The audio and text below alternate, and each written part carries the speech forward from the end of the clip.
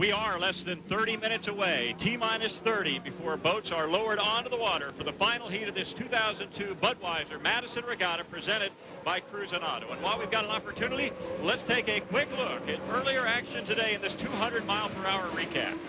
Heat 1A, Nate Brown in the Elam jumped the gun. He went down on speed, tried to slow down, but still crossed the line 3 seconds early. That left the U-99, the Troxilla, with Terry Troxel aboard in lane 1, taking the lead. And in sloppy lane 1 water, was able to win. Second place, Mark Tate in the Trend West, running in very even rougher. Second place, lane 2 water, to take second place. 1B saw Dave Villwalk in this Budweiser time the start perfectly in lane number 2 and ran 144 miles per hour in lap number 1 to go on to victory. Dave Villwalk did leave plenty of room in lane number 1 for this hometown boat, the Miss Madison Oh Boy Alberto, and Steve David, who battled very hard in lane number 1 in rough racing conditions and finished second place. The Miss M-Corps and Mike Weber, with boat speed to spare but bad lane positioning, had to settle for third place on the outside. Heat 1C saw the U100 Miss US and Greg Hopp hit the line first and have a perfect start after 3 jumping the guns in Evansville, and ran back-to-back what appeared to be 145-mile-per-hour laps. However, Greg Hopp had a fuel flow violation.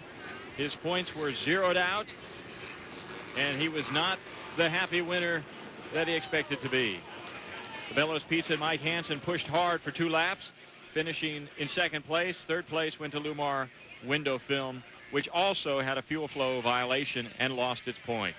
Heat 2A of this Budweiser Madison Regatta presented by Cruise and Auto saw the Elam and Nate Brown in a must-win situation lead the boats across the line, and in lane 1 took a big hop in turn number 1 and lost speed, nearly went dead in the water. The Troxilla, the U-99 with Terry Troxel aboard, showed some bow coming out of turn 1, but then Nate Brown got the fire back going, up the backstretch, took the lead, and went on to win Heat 2A with some badly needed points. Second place went to the Troxilla. Third place went to Trent West. You got your 40 points you need for this to try to get on that front line for the final.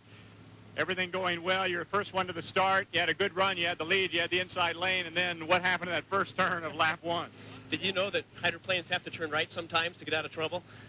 What did happen? I fell in a hole. I mean, the inside lane is rough down there, and that thing wanted to swap ends and grab right rudder and was able to come out of it.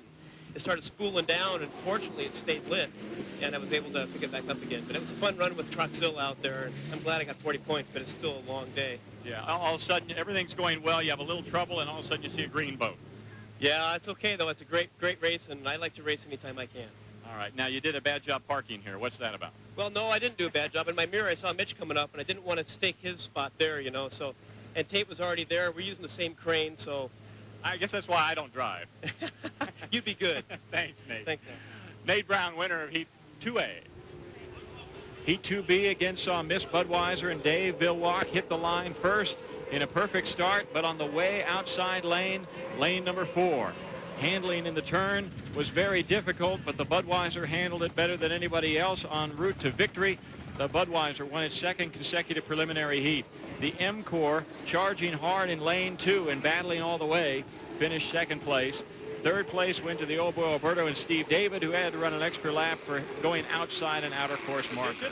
On lane 1 with the lead, and Hopp is well back, and Bellows in lane 2 coming after them. We do have a good legal start to the O'Doul's Eye in the Sky. On the inside is the Lumar, outside is Bellows, and it is Jimmy King first to turn 1, and this is a rare performance for Jimmy King. Gets a little hop out of the boat. Bellows comes up on the outside, and King is down on speed, and the Bellows, the hometown favorite boat, takes the lead. That and the Miss Madison chip.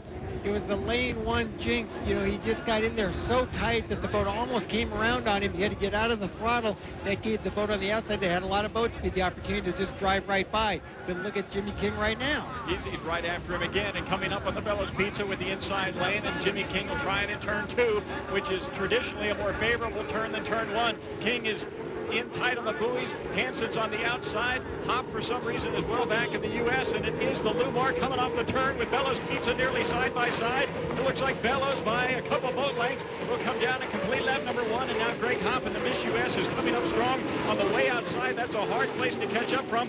It'll be the Bellows Pizza by about a rooster tail at the end of lap number 1, 137.667. You know, the Greg Hopp boat, the boat in third place right now, it looks like he was down on horsepower for some reason going down to the first corner, but he seems to have found the boat speed again, and he's right back into the fray. And Jimmy King is back into the fray within a half a rooster tail now, again in lane 1, and it gets more and more treacherous every time around. Low on speed coming out of the turn, and now Hop went up as well, and now Bellows Pizza with the lead. And Chip, what did you see?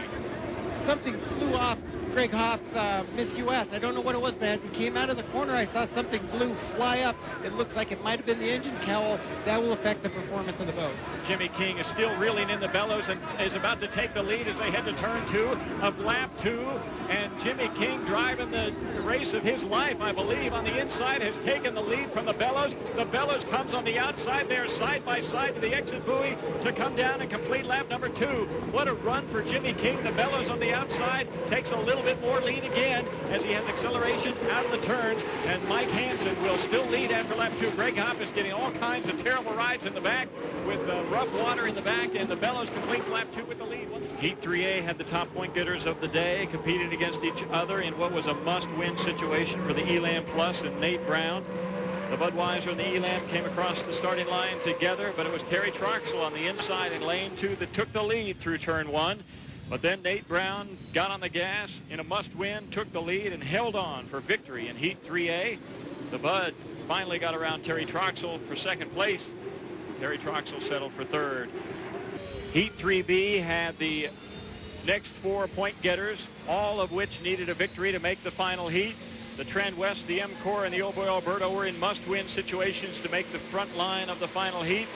The Master Tire with Mitch Evans took lane 1 boldly, and through turn 1 spun out. It was the Miss M-Corps in lane 3 with better handling and better acceleration that went on to win the race with Mike Weber in a must-win to get to the front line. And it was a very happy Mike Weber who won Heat 3B. Trend West finished second, third place to Oh Boy Alberto.